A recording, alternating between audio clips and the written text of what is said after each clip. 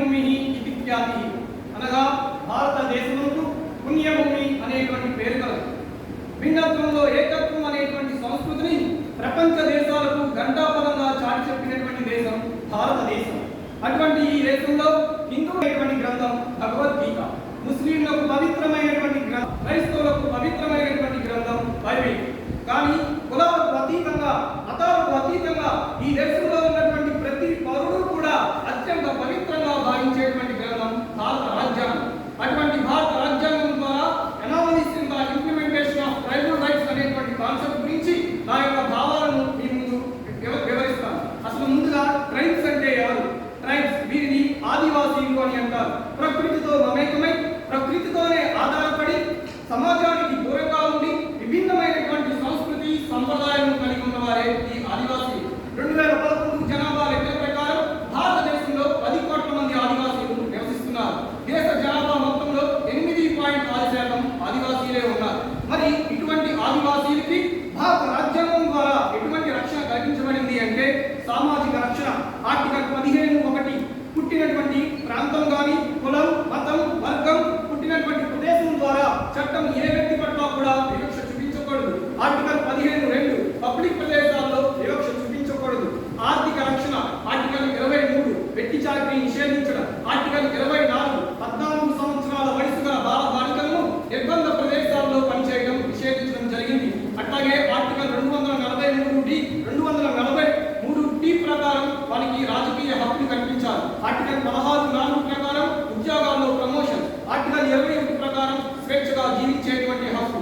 ఇలా భారత రాజ్యాంగం ద్వారా వారికి కొన్ని ప్రాథమిక హక్కులు కల్పించబడ్డాయి. మరి చట్టాల ద్వారా వారి కోసం కొన్ని చట్టాలు చేయబడ్డాయి. అటువంటి వాటిలో ముఖ్యమైనవి prevention of SC/ST atrocity act, forest act, forest conservative act. రాజ్యాంగం ద్వారా కల్పించినటువంటి చట్టాలైనా లేదా చట్టాల ద్వారా ఏదైనా సరే వారి యొక్క జీవన విధానంలో మార్పు కోసమే. వారి యొక్క హక్కులను ప్రభుత్వం ఎంతవరకు అందించడంలో సఫలీకృతమవుతుంది, వారి యొక్క హక్కులను ఎంతవరకు పొందుతున్నారు అనేటువంటిది చాలా అవసరం. సాగునీటి విషయంలో విద్య, వైద్యం విషయంలో నాటికి నేటికి ఆదివాసీల యొక్క పరిస్థితి అగమ్య గోచరంగా ఉంది. సృష్టి చేసినప్పుడు ప్రైవేటు దవాఖానాలోకి పోలేని పరిస్థితి, ప్రభుత్వ దవాఖానా అనరాని పరిస్థితి, ఊరు బొమ్మంటుంది, వల్లకాడు రమ్మంటుంది అన్నట్టుగా మారింది నేటి వీరి స్థితి. అభివృద్ధి ముసుగులో ప్రభుత్వాలు, పాలన ముసుగులో రాజకీయ నాయకులు, వ్యాపార ముసుగులో కార్పొరేట్ కంపెనీలు ఆదివాసీల హక్కుల్ని కాలరాస్తున్నారు. ఆదివాసీల జీవితాల్ని ముగ్గివాలు చేస్తున్నారు. అడవిని, ఆదివాసీలని వేరు చేసి అడవి తల్లి ఆత్మరోధనకు కారణమవుతున్నారు. ఒక తల్లిని, ఒక బిడ్డని వేరు చేసినప్పుడు ఆ తల్లి ఎంత శోకిస్తుందో నేడు ఆ అడవి తల్లి కూడా అంతే శోకిస్తుంది. నాడైనా నేడైనా ఆదివాసీలు వారి హక్కుల కోసం నిరీక్షిస్తూనే ఉన్నారు. అడవినే పరుచుకున్న పచ్చదనంలా, కోయిలు పలికే సరయేటి నీటిలా, జాబిల్లో వెన్నెల్లా, మట్టి సుగంధంలా ఆదివాసీలు నాడు నేడు వాళ్ళ హక్కుల కోసం అదే నిరీక్షణ. 300 సంవత్సరాలకు పైగా మన దేశాన్ని పరిపాలించినటువంటి బ్రిటిష్ వారి టైంలో ఇదే పరిస్థితి. కానీ ఆ రోజున ఒక విప్లవ యోధుడు అభాగ్య జీవుల బాధలు చూసి చలించవేయంగా, అన్యాయాలు గ్రహించవేయంగా అని ఒక పోరాట యోధుడు, ఒక కర్మయోగి వాళ్ళ కోసం పోరాటం చేశారు.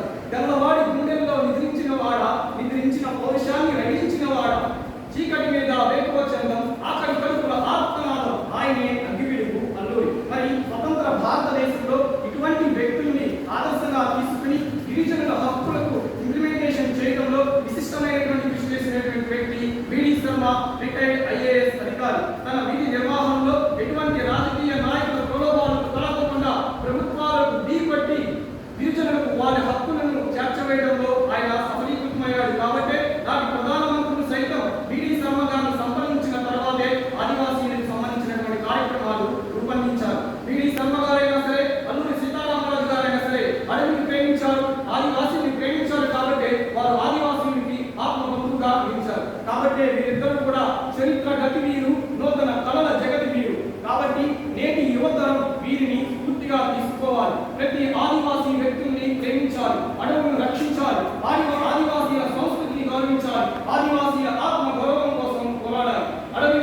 అడవిలో ఉండే ప్రతి వనరు మీద, నేల మీద, నీటి మీద ఆదివాసీల హక్కులు ఎవరు కూడా కాలరాయకుండా నేటి యువత ముందుకు వెళ్ళాలని కోరుకుంటూ ఈ అవకాశం కల్పించినటువంటి మీరందరికీ కూడా హృదయపూర్వకమైన నమస్కారం తెలియజేసుకుంటూ జై హింద్.